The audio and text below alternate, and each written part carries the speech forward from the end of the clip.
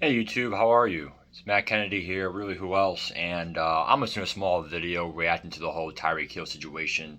So Tyreek Hill is a Dolphin now, and his contract was expiring, and he will get a 4-year extension of roughly 30 mil a year. Is that worth it? Oh, that's a horrible contract. I mean, 30 mil for a freaking wide receiver. I mean, bro, like I get it. Tyreek Hill's top five. He's top three. I would say he's up there with Devontae Adams for top three. Um, Tyreek Hill is an improviser. You give him the ball, it's what he does with the ball. He could be a reverse. He could be a streak. He could still run a drag. Like he can do everything. And he is a great athlete, but 30 mil roughly a year, 70 mil guaranteed. Not to mention the Dolphins had to give up a first round pick. It was a late first this year, a late first, a second this year, a fourth this year, a fourth next year, I think, and a sixth. So a sixth, two fourths, a second, and a first, and they kind of overpaid for him. I would probably give the Chiefs probably an A. I mean, they already won one Super Bowl. So they beat the Niners. So you already won a Super Bowl.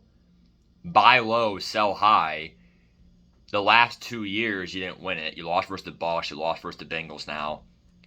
You have to tell yourself, let's sell Tyreek Hill at the peak of his career. So 30 mil a year, the Chiefs probably offered 20 mil and declined it. So that's insane. 30 mil. I mean, for a wide receiver, who receivers are so replaceable. I'm not saying Tyreek Hill is replaceable. I'm saying receivers in general are replaceable. So I don't know, Dolphins fans. You also have to realize you have no quarterback right now. I mean, Tua is good.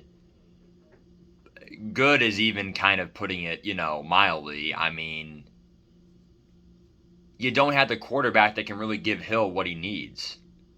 So it's like, are you trusting Tua that much? I mean, I'm not really sure who the running back is, but you have Jalen Waddle, you have Tyreek Hill. It's going to be really tough to guard both of them. And that's the reason why they did it.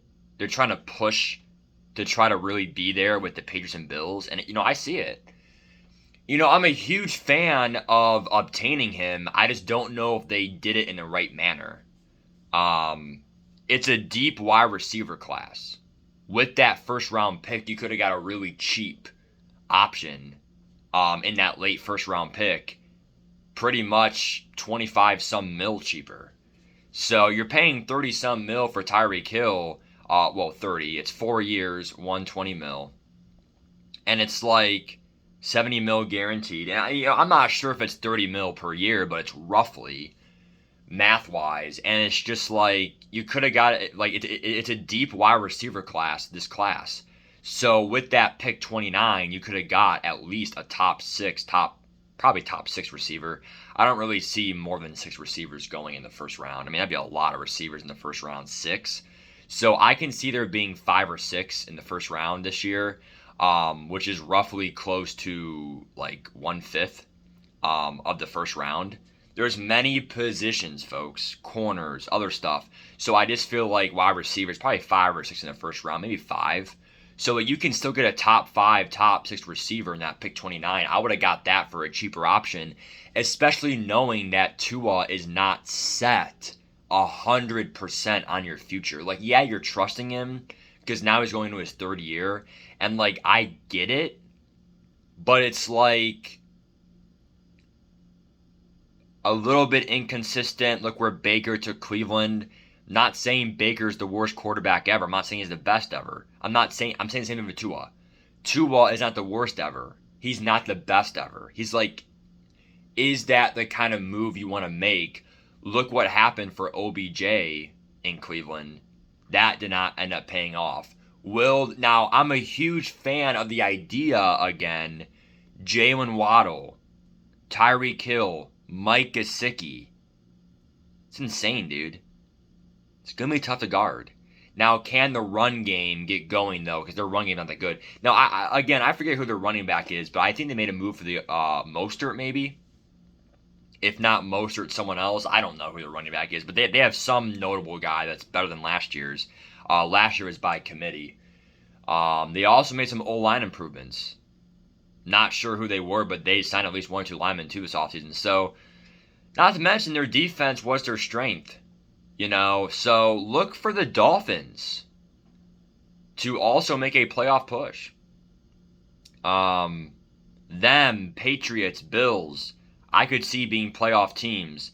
AFC North, I could see them all being playoff teams. That's 7 already. Steelers are kind of sus, but they're because of Trubisky. But they did get some good O-line work.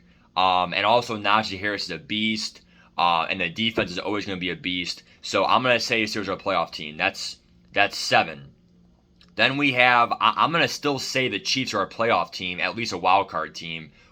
Trust me, when you have Patrick Mahomes, it doesn't matter who your receivers are, bro. I mean, you still have what's his name, McCole Hardman, Travis Kelce. Like, you still have some weapons you can use. They might draft a receiver, and that's the Chiefs' plan. Is they're literally going to take that pick 29. They're going to draft a receiver to be the new Tyreek Hill. It's a cheaper option because of Mahomes' contract. So what a job of the Chiefs GM. I would give them an A. I would give the Dolphins right now a C+.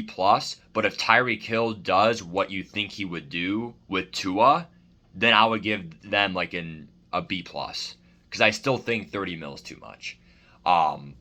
So overall, the Chiefs, dude. So you have 7, the whole AFC West. All of them can make it. Even the Raiders with Adams and Waller. That's 11. And then the AFC South, I would say Colts and Titans are playoff worthy.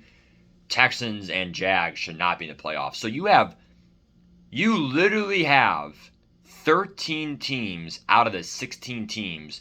Everyone besides the Jets, Texans, and Jags have postseason chances, I think, and everyone can make their case. Every one of those 13 teams can make their case of why they could be a top 7 playoff team. That is amazing. I cannot say the same about the AFC or about the NFC. The NFC, I could see holes in the Giants. I could see holes in Seattle. I could see holes in the Falcons, in the Panthers. I could see at least 6 teams that are sus for the playoffs. Lions, without a quarterback, true. So it's I can see huge difference. So we have double the teams that are out of the playoffs in the NFC than the AFC. I'm not saying the Falcons can't make it, but it's gonna be tough.